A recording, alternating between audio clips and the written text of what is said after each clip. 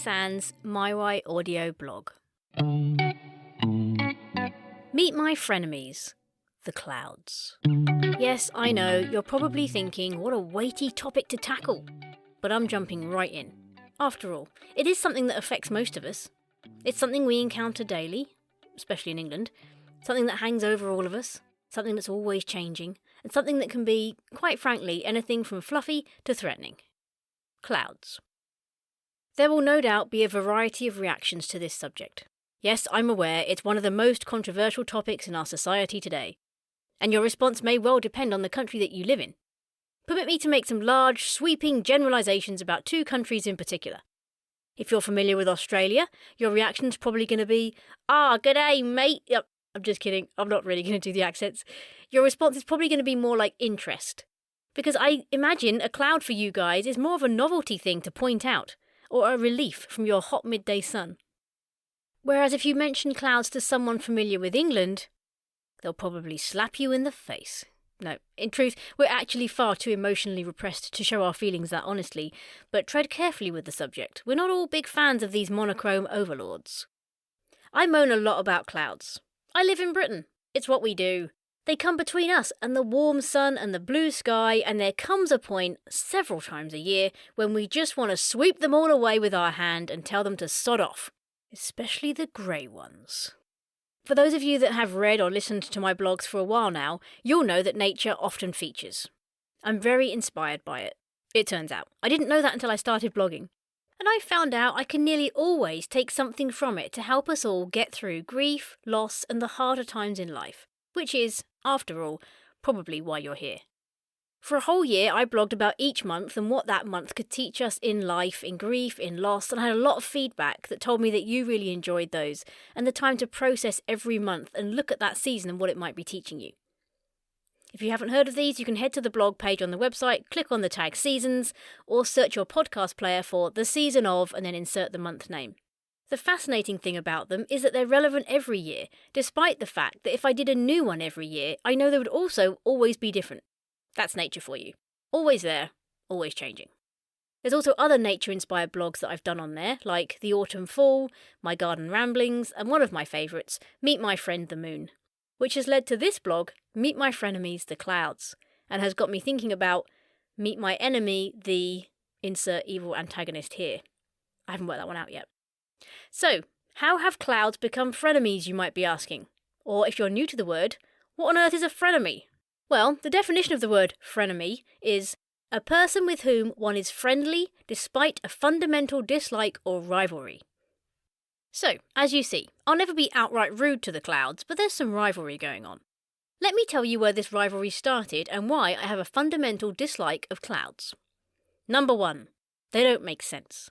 Fluffy, whitish, made of water or ice, weighing on average 400,000 kilograms, roughly the weight of an Airbus A380, just suspended in the air, moving silently around on the wind above your head. That is weird. 2. They don't drip. That makes me very suspicious. Sure, they rain, but they don't drip. How are they able to hold their water together, and why do they choose such suspicious times to let it go? 3. They have their own agenda completely. They can make any shapes, be any size, make patterns change colour whenever they please. Again, suspicious. 4. They're like these sort of dictators, hanging over us, reminding us every now and then that if they want to, they can soak us to the bone without any warning. They have all the rain power to ruin a haircut, put out the barbecue, ruin shoes, and cancel picnics. And they're not sorry about it, they just move on afterwards, and they can move up to 100 miles an hour. And they have these fancy names that no one except cloud geeks can remember. Cumulus, circus, whatever it is. At least the word cloud comes from the Old English word clod, meaning lump of land or rock. Not so fancy now, are we, clouds? 5. They just love to ruin sunsets and sunrises. Ever gone to watch a beautiful sunset, only to find after an hour of waiting, a big fat cloud appears above the horizon and hides the final magnificent moment? That is not by accident. 6. Despite all this strangeness, they've planted themselves firmly in our language by being associated with finding good in every situation. Every cloud has a silver lining. Well, for starters, it doesn't. But how did they manage that? 7. It brings me joy to know that part of what they're made up of is dandruff. Apparently, things in the air help clouds to form, like pollen, algae, fur, bacteria, and dandruff. Well, there isn't any in this house, and I am not helping more of them to form, thank you very much. 8. They ruin rainbows. Yep, they might be needed to make the rainbows, but when the sun shines into my lounge through a crystal that flings rainbows onto my wall, there's only one thing that can stop it. Clouds. Or if Chris moves the crystal to somewhere else. 9. And last, but by no means least, they block out the sun and they cover up the blue sky. After this extensive list, you might be questioning why clouds aren't my enemy rather than my frenemy. Well, they're sneaky creatures, and over the last year they've found a way to squeeze into a special place in my heart, the same bit where I keep my friend the moon. Almost exactly a year ago, I started an Instagram account to get me out of the house and away from the computer at least once a day. I decided to take a photo of the same tree, not far from us, every day to watch it change through the seasons. And no, I don't do it at the same time of day every day like people ask me, because that would just be crazy. It's called @AviewObserved on Instagram if you want to see it. And over the last 365 photos, there's one thing that I've looked forward to seeing most every day when I arrive to take my photo. And it wasn't the changes in the tree as I expected, but it was, unbelievably, the clouds. It struck me fairly early on in my daily photo mission that it was going to be the changes in the sky that I was capturing most. And I had no idea how much clouds were going to feature. Now, there is a lot of just solid grey cloudy sky in these images. In fact, the story I post on the account every day is almost just a grey update. Very grey, not so grey, bit of grey, all grey, great. That sort of thing. But it's still the clouds that dominate, even on those days. Just choosing the level of grey. Then, when I got to summer and I looked forward to some clear blue photos, not that I got many this year, I realised after a couple of them that the sky, beautiful as it was, and I do much prefer the blue to the grey, wasn't nearly as pretty when there were no clouds floating in the blue. And I realised, to my horror, it was the clouds I loved in my photos. In fact, my favourite pictures are all because of the clouds. The most beautiful photo I've got so far, aside from the snow ones, which were pretty epic and exciting, was on a day when the cloud formation was so stunning I had to drop what I was doing at home and run over to my photo spot early just to capture it. I'll put a link in the written blog and in the podcast show notes so that you can see it and some other examples. So I've had to change how I see things. Now, I'll still be complaining about them at certain times of year, usually when I'm moaning they're big, grey and all huddled together, hiding the sun and the blue sky from me completely. I imagine they're all facing the sun with their shades on, enjoying the heat. Why wouldn't they? And what we get are just a load of big grey cloud butts all squashed together. But when they separate out, and I can see their edges, not when they're all joined up and squished together like grey Play-Doh, they are really what makes the blue more beautiful. Maybe there's something to that silver lining thing after all. And of course, when it does get hot in this country, I'm always very grateful for the short bursts of shade they give me to ease the burning on my fair skin. And, I have to admit, they are stunning. They can do amazing things that artists can't even capture. They can change colour. They're the reason for those amazing rays of sun that you see streaking through them sometimes. They reflect colours and the shades from the sun that show us how beautiful things are when they work in partnership. They are half of the recipe for making rainbows. They make the moon look super cool when they streak in front of him at night. They're very fun to fly through, and I love being above them in an aeroplane, looking down on the squishy mattress of cotton wool that you just want to get out and bounce on. They produce weird, thin, soaks-you-through rain, giant rain droplets that splash onto the pavement, and hail. I mean, what's that about? How do they do that? So overall, weighing it up, I've decided they're frenemies. And I went a bit further with my thinking on this. Because a lot of us think we want solid blue skies. Unless you live in one of those countries where you only get blue sky and you're longing for clouds and rain, of course. Yes, above us, but also in life. In life, we often want things to be sunny, smooth sailing, no issues, no interruptions, nothing raining on our parade, everyone alive, everyone healthy, everyone happy. But the reality is that is boring. Anything that stays the same for a long time gets boring. Even if it's something you love or you think you wanted. It's the grey cloud that makes me appreciate the blue sky and sun. It's the constant blue sky that makes people appreciate the rain. Experiencing what we think we don't want is what gives life colour, experience and variety. You think you like the idea of lying in every day. Gets boring. You think you want to eat pizza every day. Gets boring. You think you want everyone around you to get along, be happy and love each other. Hate to tell you this, gets boring. You think you want no one to die. The world gets overpopulated with very old, very creepy looking people. Not boring, but not desirable either. As they say in The Good Place on Netflix, when perfection goes on forever, you become this glassy-eyed mush person. Losing our health can make us appreciate health. Losing someone we love can make us appreciate life and those we still have around us. Experiencing the bad can make the good even better. So much of the best stuff in life, the best people, the best organisations and charities, the best leadership, comes from stuff that we would consider bad. Loss, grief, redundancy, divorce, illness, childlessness, bereavement, failing. And everything comes at a cost. We think we know what we want in life, but the reality is very different. You like the idea of lying in every weekend? Would you sacrifice having your kids for that? You want to eat pizza or marzipan every day? Would you sacrifice your health or waistline for that? You want everyone to live to the exact same age and die the same pain-free death? Would you want to live a life knowing that was coming? Now, I'm not making light of the bad bits. I think you know me well enough by now and have heard enough of our guests to know that we're well aware the griefy bits in life are awful, traumatic, hard to endure.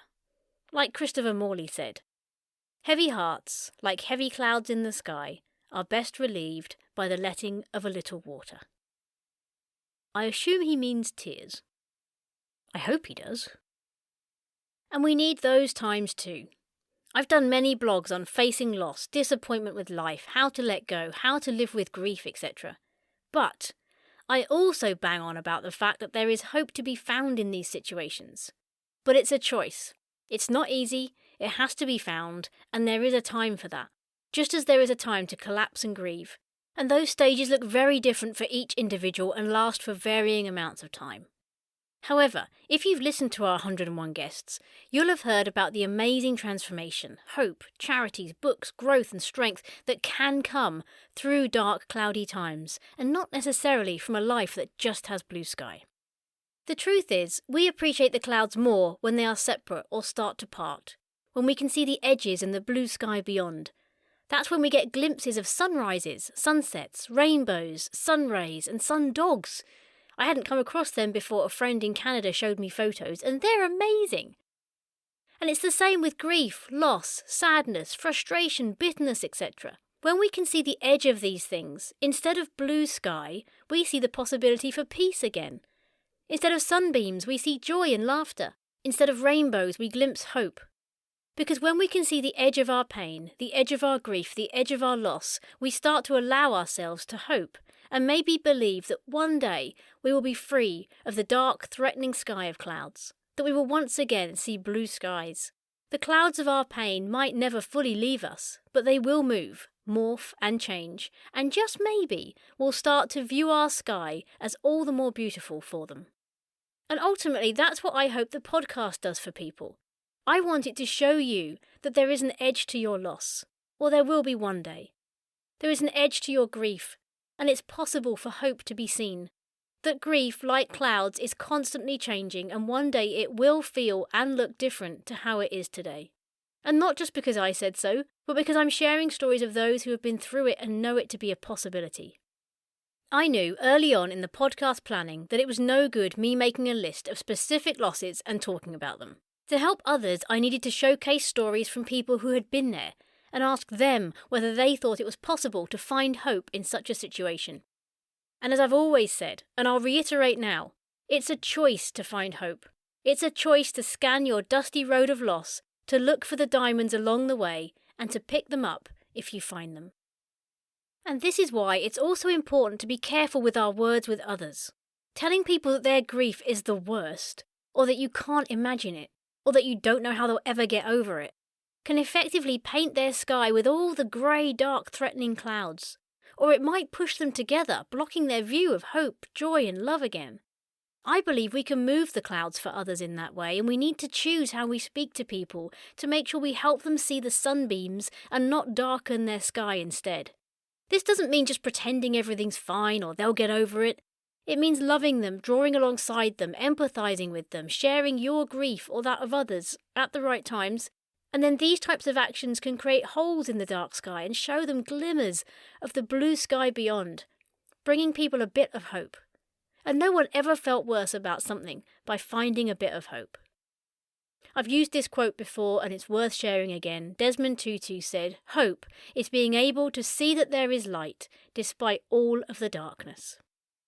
And if you can help someone find even a pinprick of light in a dark sky, well, what better support could you give them? So whatever situation you're in right now, especially if your skies are covered in big grey cloud butts that you just can't see past, I want to offer you a glimpse of blue sky by telling you that it's okay to be overwhelmed by the endless clouds, but you have to cling to the fact that they move, they pass, and they change. Nothing in life stays static forever. Sometimes there are seasons of wall-to-wall grey clouds. I know, I live in England. And those seasons can be long, but they're not forever. As the saying goes, used repeatedly by a friend of mine that I never forgot, "This too shall pass." Duke Ellington said, "Grey skies are just clouds passing over." My grandma was a teacher, and she used to write a lot of poems and quotes down that she heard and enjoyed, especially in the front and back of her Bible. And from a young age I learnt a lot of them by heart. There were 2 lines in particular from one poem that she'd written that really stuck with me, and they have ever since. They're from the last verse of a poem called "The Rainy Day" by Henry Wadsworth Longfellow. And for people like my husband who like to know what all words mean up front, this poem uses the word repining, which is to express discontent or to fret. In fact, fret is a word I can hear her using. Don't fret about it, dear. Anyway, these are the 2 lines. "Be still, sad heart, and cease repining. Behind the clouds is the sun still shining." And I've clung to that my whole life.